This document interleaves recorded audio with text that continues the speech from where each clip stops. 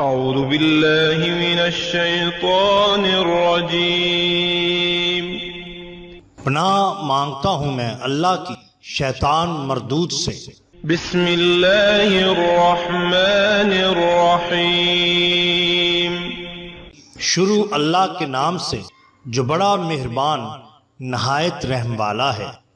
The bottom line کے ناظرین اکرام، السلام علیکم۔ محترم ناظرین، ہم اپنی آج کی ویڈیو میں حضرت سخی سلطان سرور لکھ داتا لالا والی سرکار رحمت اللہ تعالی علیہ کے بارے میں چند گزارشات آپ کے ساتھ کریں گے جو یقیناً آپ کے لیے دلچسپی کا باعث ہوں گی۔ ناظرین کرام، اکثر کتابوں میں مرقوم ہے کہ آپ سرکار بڑے دریا دل تھے، جو کچھ آپ کے پاس آتا راہ خدا میں لوٹا دیتے، حتیٰ کہ شادی میں جو جہیز آپ کو ملا وہ بھی آپ نے محتاجوں میں تقسیم کر دیا۔ اسی بنا پر آپ کو سخی سرور کہا جاتا ہے۔ اس لقب کی وجہ تسمیہ ایک یہ بھی ہے کہ آپ بڑے پایا کے بزرگ تھے، جو کوئی آپ کے پاس مراد لے کر آتا کبھی نامراد نہ جاتا۔ آپ کے فیوز اس قدر عام تھے کہ ہر شخص خواہ وہ کسی بھی مذہب کا ہو ان سے بہرہور ہو سکتا تھا۔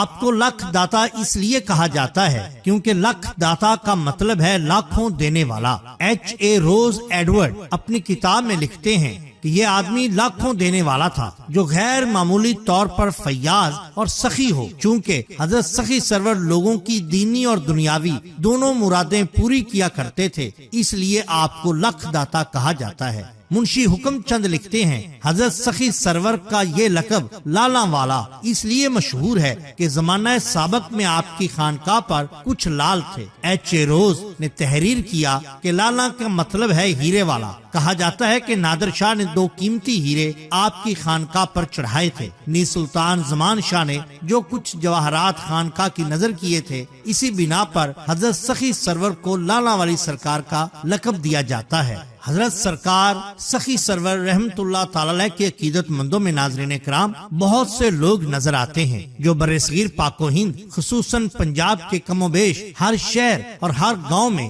آپ کو مل جاتے ہیں۔ ان لوگوں میں مذہب کی کوئی قید نہیں، مسلمان بھی کثرت سے آپ کے معتقد ہیں اور ہندو بھی۔ تقسیم ہند سے بیشتر آپ کے سالانہ عرس میں یہاں کی تینوں بڑی قومیں یعنی مسلمان، ہندو اور سکھ بھاری تعداد میں شرکت کیا کرتے تھے۔ سرکار ایک جگہ کبھی نہیں بیٹھے، چنانچہ بغداد اور چشت کے علاوہ جہاں آپ روحانی تعلیم حاصل کرنے کی غرض سے گئے تھے، برصغیر پاک و ہند کے مختلف مقامات مختلف علاقوں میں خصوصاً پنجاب کے متعدد علاقوں مثلا شاہ کوٹ، ملتان، سودرا، دھونکل اور ڈیرہ غازی خان وغیرہ میں گھومتے رہے۔ ان علاقوں میں بہت سے عجیب و غریب واقعات بھی پیش آئے۔ ان واقعات میں سے ہی ایک واقعہ یہاں ہم آپ کی نظر کرتے ہیں۔ بیان کیا جاتا ہے کہ جب آپ پہاڑی جنگل میں چلا گاہ میں بیٹھے تھے تو بہت سے جنگلی جانور آپ کے گرد جمع ہو جایا کرتے تھے، مگر آپ نے کبھی کسی کی پرواہ نہ کی، نہ خوف کھایا۔ ایک دن آپ کے مرید خاص جب آپ کے پاس آئے تب آپ کو محو عبادت دیکھا، اور کیا دیکھتے ہیں کہ ایک جنگلی بچھو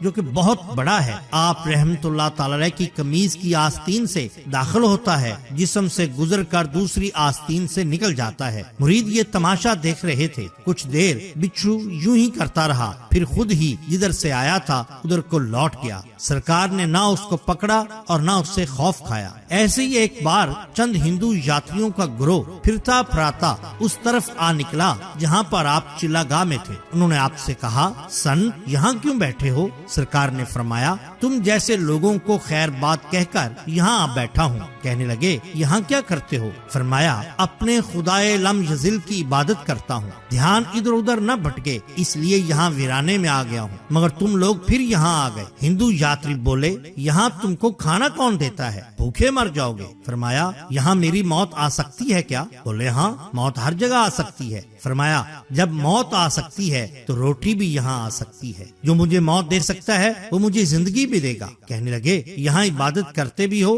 یا نہیں، یا بس یوں ہی دھونی مارے بیٹھے ہو؟ اور کون جانے نماز پڑھتے بھی ہو کہ نہیں؟ فرمایا، کائنات کی ہر شے اپنے خالق و مالک کی عبادت کرتی ہے، بس ان کا طریقہ اپنا اپنا ہے۔ اتنے میں ان یاتریوں کا لیڈر بولا، اچھا ہم یہی ہیں، دیکھتے ہیں کہ کون کون عبادت کرتا ہے۔ سرکار اٹھے، وضو کیا، اذان کہی۔ جیسے ہی اذان کی آواز گونجی، مختلف جنگلی مخلوق ارد گرد آ گئی۔ یاتری ڈر کر دور جا بیٹھے۔ سرکار نے مصلی سیدھا کیا اور نماز شروع کی۔ جیسے ہی سرکار نے اللہ اکبر کہہ کر سجدہ میں سر رکھا، اس بزرگ و برتر کے حضور جو تمام جہانوں کا پالنے والا ہے، ہر مخلوق ماں جنوں برم سب اس رب قدیر کے آگے جھک گئے۔ ہندو یاتریوں نے دیکھا کہ درخت بھی سجدہ میں ہیں اور مختلف جانور بھی۔ جب نماز کا اختتام ہوا تو سب جدھر سے آئے تھے ادھر کو لوٹ گئے۔ یاتری یہ منظر دیکھ کر دم بخود رہ گئے، فوراً آپ کے قدموں میں گر گئے، توبہ طائب ہوئے اور کلمہ شہادت پڑھ کر اسلام قبول کر لیا۔ ناظرین اکرام، یہ شان ہوتی ہے اولیاء اللہ کی۔ ایک دور تھا جب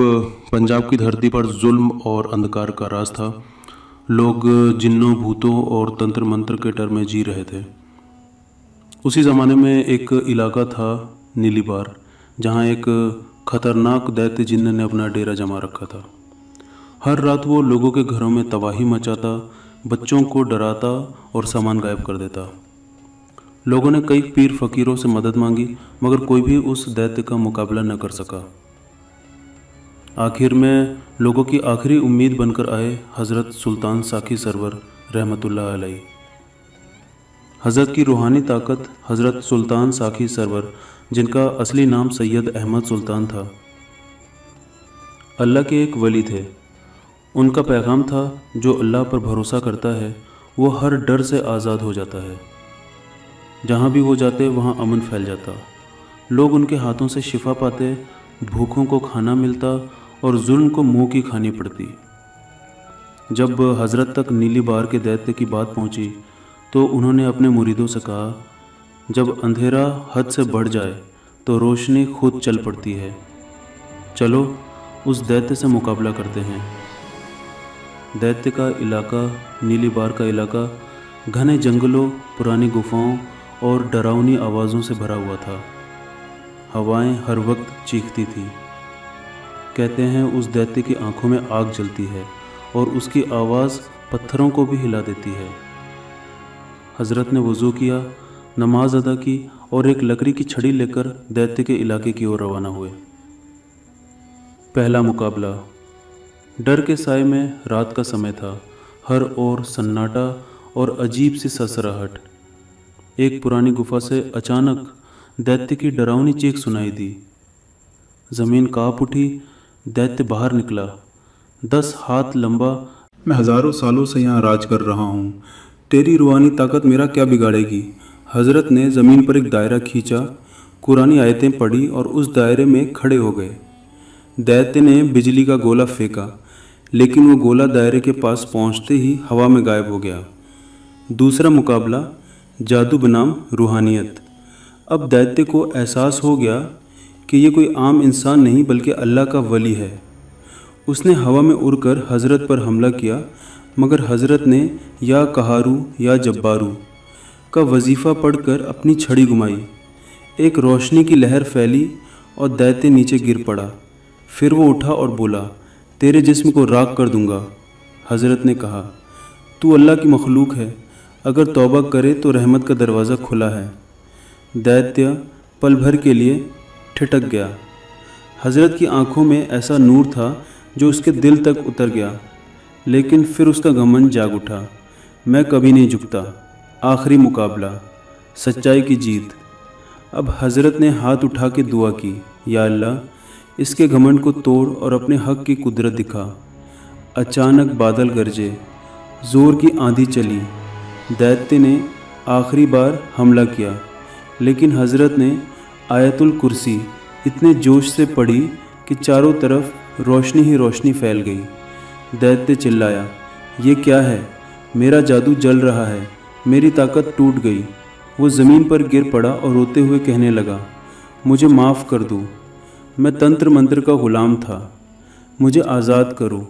حضرت نے اس پہ ہاتھ رکھا اور فرمایا، ناظرین اکرام، اللہ تعالیٰ کے فضل و کرم سے اور بوسیلہ سرور کونین محمد الرسول اللہ صلی اللہ علیہ وآلہ وسلم، صحابہ کرام، تبع تابعین اور اولیاء اعظام کے، میں نے اپنی مدد آپ کے تحت آنکھوں کے لیے فری ہسپتال کا قیام کیا ہے، جہاں پر غریب اور نادار لوگوں کا مفت علاج معالجہ کیا جائے گا۔ ناظرین کرام، یہ ایک بہت بڑا پروجیکٹ ہے جس میں میں اکیلا کچھ نہیں کر سکتا۔ امید ہے کہ آپ اس کار خیر میں میرا ساتھ دیں گے۔ ہمارا مقصد صرف ایک ہی ہے کہ چراغ روشن رہنے چاہیے۔ اگر آپ ہماری مدد کرنا چاہیں تو درج ذیل طریقہ اختیار کر کے آپ ہماری مدد کر سکتے ہیں۔ آپ کا بہت شکریہ۔